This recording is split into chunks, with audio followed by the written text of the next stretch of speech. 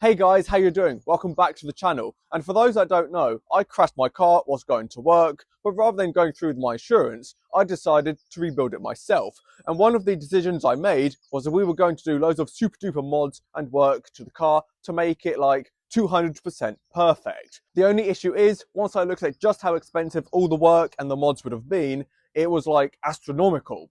So I took a step back and decided not to do that work. And what you're going to see today is just a compiled list of all the work I would have done if I had an infinite amount of money, which I don't. But before all of that, I want to talk about this. Now, I've mentioned this on the channel before, but for people which haven't seen the previous videos, this is a roof spoiler, which I bought for the car. Now, I bought this before I made the decision to not modify the car. So this is like the only mod I've actually bought for it. And to show you what it looks like. That's it, it's pretty simple. Now, the advert, the website I bought it from, they said that this was made specifically for an S60 Volvo of this age range. So, should just slide right on. I'll do a test fit, see what you guys think. Oh.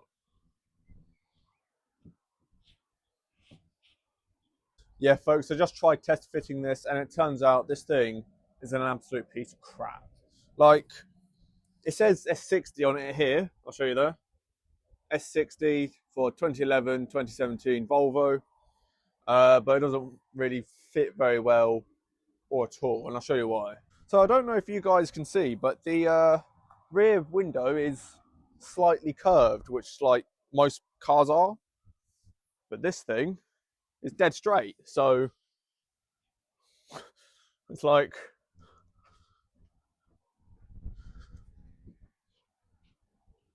is that what it's supposed to look like? That's terrible. That is generally like the worst thing I've ever seen. It's supposed to be the other way. If it's the other way, that's just,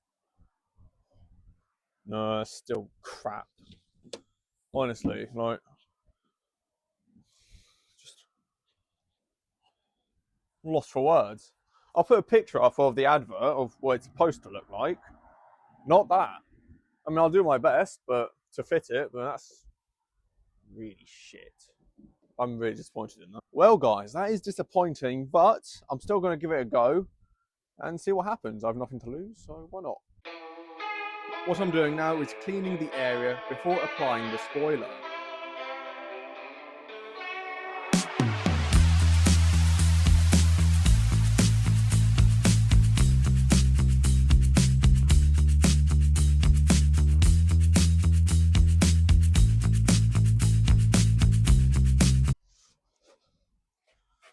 Don't do this at home, kids.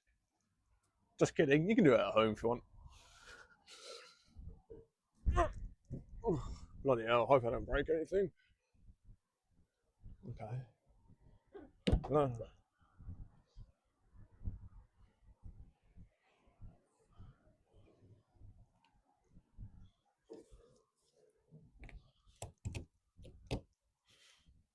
Oh yeah, now I get it.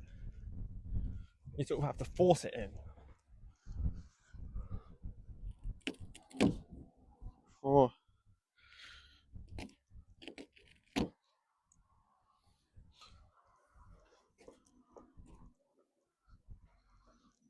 Has to be moved over a little bit more, but it's not too bad.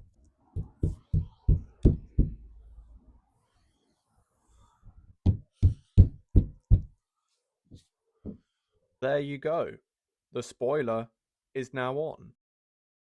You know what, guys? When I first saw this on the car, I absolutely hated it. I thought it looked cheap, tacky, aftermarket. It just looks generally out of place. But since the initial installation, it's actually grown on me. I actually think it looks really cool, and I think it suits the car really well. Let me know in the comments if you agree with that.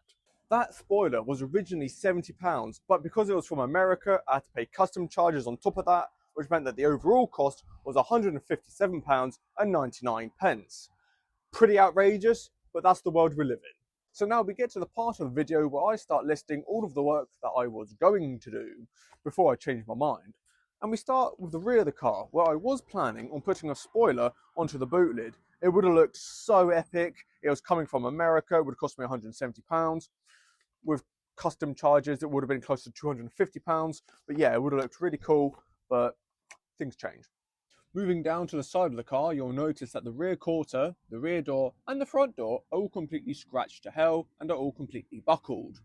Now, I was originally going to get them all painted and all straightened out, so it all looked as good as brand new. I decided against that because it would have cost me at least £3,500, which is too much.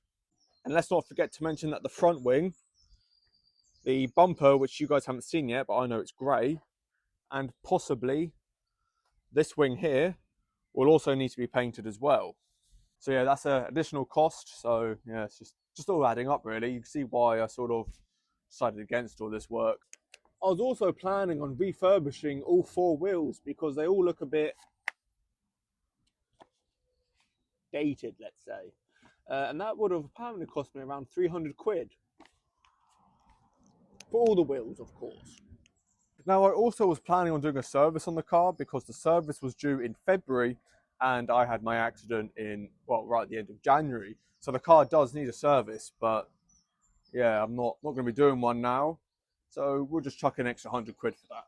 Now, in the interior, and by the way, it is super dirty in here still. All the mud from the accident, there's mold everywhere. A car detailer would have a field day in here. But in terms of upgrades, I was planning on the car. I was planning on upgrading this silver trim piece here because this one has flaked, and I was going to replace it with a panel which doesn't flake. I don't really know how to describe it better than that, but there you go. But another big piece I was planning on getting was a new display screen. In this one, it's like super small, whereas the one I was planning on was like much larger, much more impressive in size, and it had Apple CarPlay and everything, and it would have been so cool, but again, plans change, unfortunately.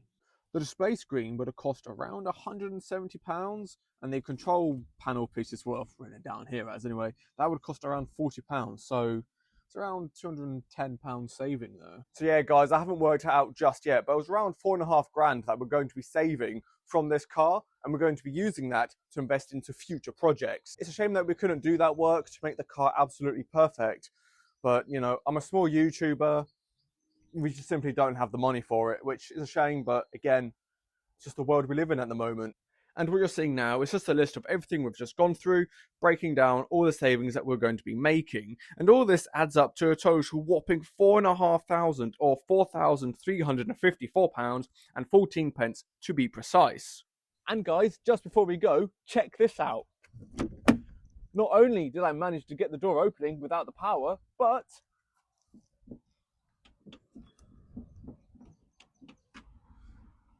it doesn't hit the wing that I installed. How good's that? So yeah, guys, that's it for today. Thank you so much for watching. Take care.